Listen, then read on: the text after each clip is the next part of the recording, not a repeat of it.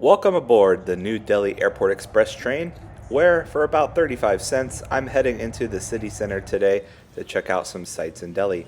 I started by walking down the Old Bazaar from the main train station for this incredible view from the Hotel Shelton.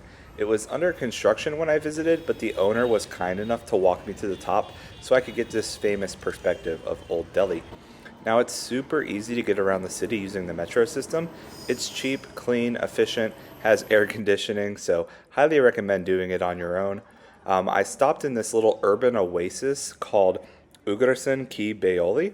It's a really cool staircase in the middle of a small park and a place where tourists and locals alike come to relax and just take in a pretty unique atmosphere in the middle of Delhi. But quite opposite is the busy market area of Chandi Chowk. The main street that you can see here is carless with lots of bikes and tuk-tuks rolling around, but the most exciting part is getting lost in all of the alleyways that surround this area. And my favorite part are the mess of wires that you will find everywhere. So I'll show you a few scenes of the alleyways as I got lost and made my way back out to the main street.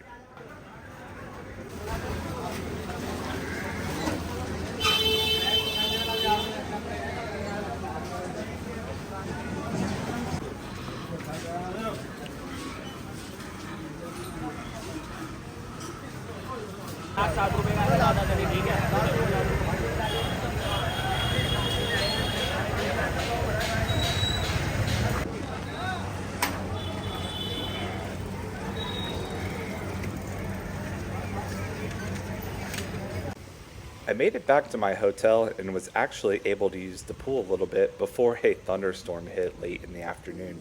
But they also had a nice facility with changing rooms and showers, so I was able to freshen up before my flight.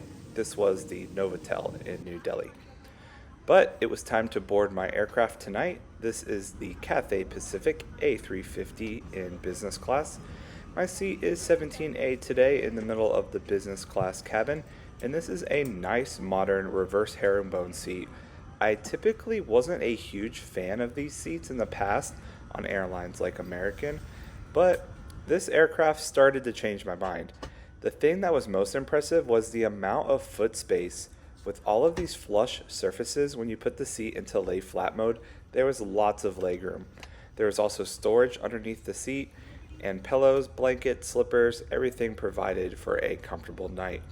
This was a red-eye flight, so sleep was definitely important, but you also have your amenity kit, headphones, as well as the menu, everything that you would expect on a long-haul flight. And to our side, we'll find the controller for our in-flight entertainment system, as well as the seat controls to lie flat later on.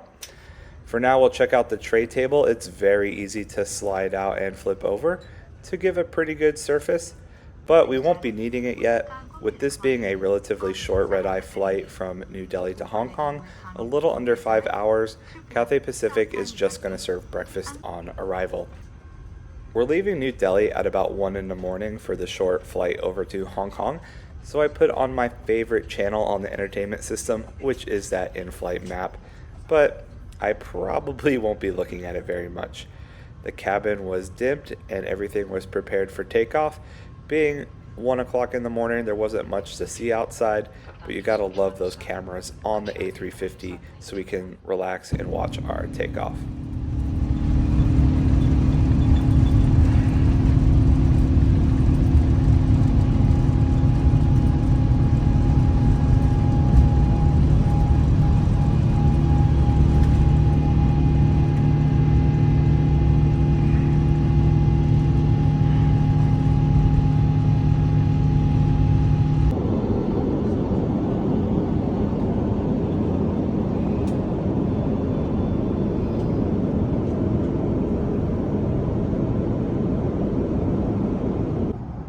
I really need to stop taking these short red-eye flights because after just a few hours of fantastic sleep, it was already daytime outside and we were woken up for breakfast. We started off with a little bit of fruit, a muffin, and a croissant before the main dish for me, that was dim sum with a little bit of rice. It was decent, nothing to write home about, but definitely satisfying and got me kind of into the mood for Hong Kong. I also asked the flight attendants if I could have some yogurt, and they brought me two different flavors, so kudos to the Cathay crew for that. As we got ready for our approach into Hong Kong, I played around with the in-flight entertainment system. Gotta love the cockpit view as we start our descent. Now, it was a pretty cloudy day in Hong Kong today, so the views outside weren't always great, but I'll play a few of the scenes as we descended through the clouds and arrived in Hong Kong.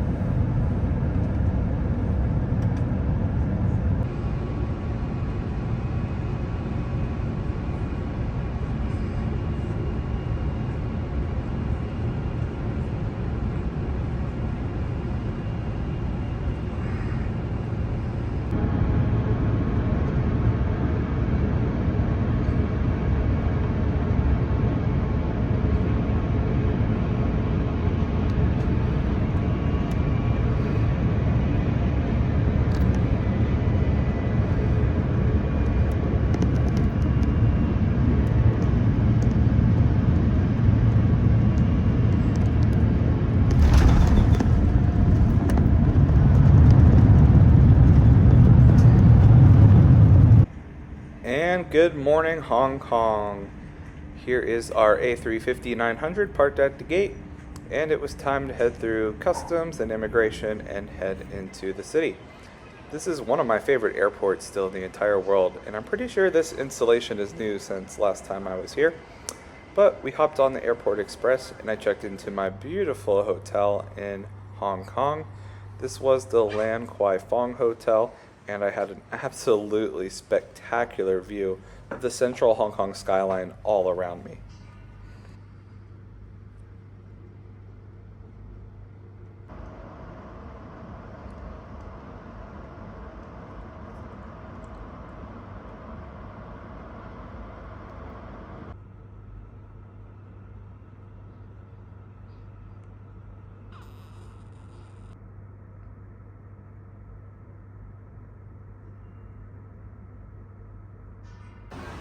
I spent the afternoon in Hong Kong exploring the central city areas, especially those that surrounded the Midtown Escalators.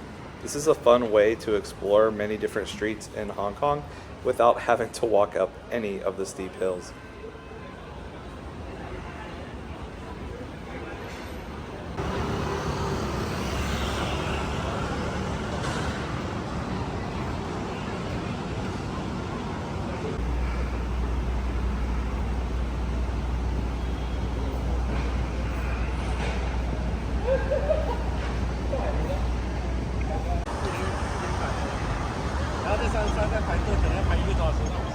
Eventually, my walk brought me to the Victoria Peak Tram.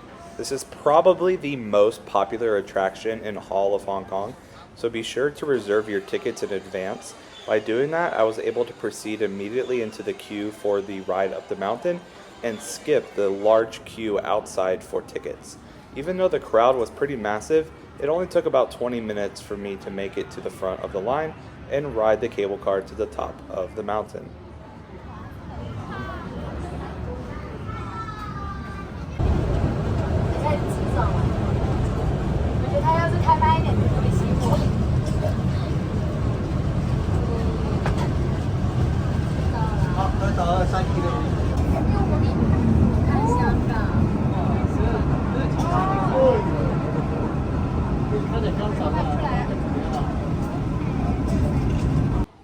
When you get to the top of the Victoria Peak Tram, there are two different viewpoints of Hong Kong. The first one here is on the lower level and it's completely free. Now, you don't have quite the sweeping views that you have from the paid observation deck, so I'll show you views from both of them so you can compare and contrast and see if it's worth it to spend the extra money to go up to the top of the tower. This is the view from the free platform, so it's still pretty good, but of course it's always fun to go a little bit higher.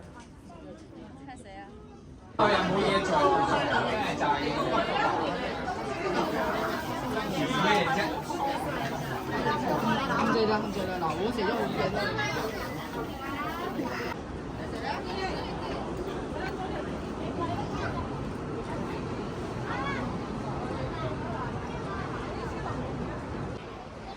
And this is the central hub of Victoria Peak, where you'll find the paid viewing platform, but as well as a large shopping mall where you can grab dinner, snacks. There's really good gelato.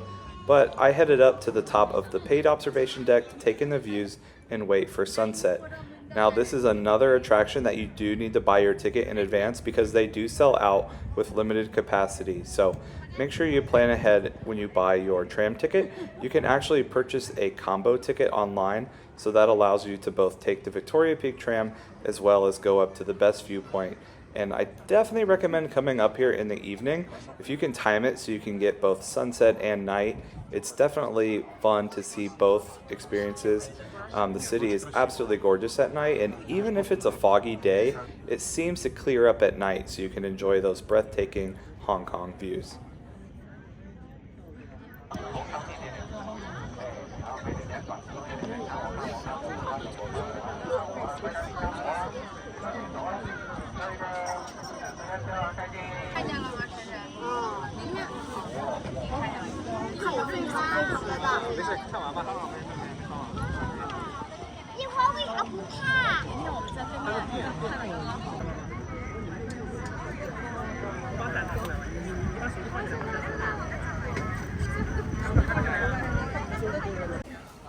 We caught the tail end of the nightly firework and light show in Hong Kong from the top, but it began to rain and it was time to head back down, but I stopped by the free viewing platform to take another look to see what that's like at night. It's still quite an amazing view, but it does get quite crowded since it's free, but definitely worth checking out. Another thing to prepare for is a long queue to get back down the mountain on the Victoria Peak tram. It took about 40 minutes, so make sure you plan ahead by leaving plenty of time to get back down the mountain.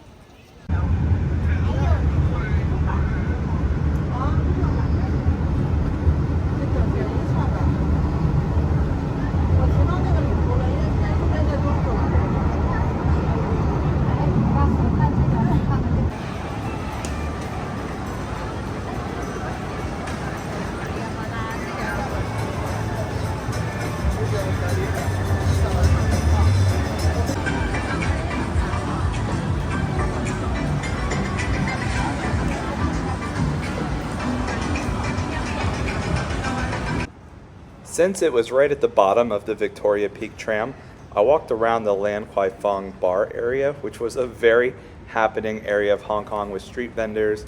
You could drink around the block and just have a great time. But I also enjoyed just taking a leisurely, quiet stroll through the city at night on the way back to my hotel.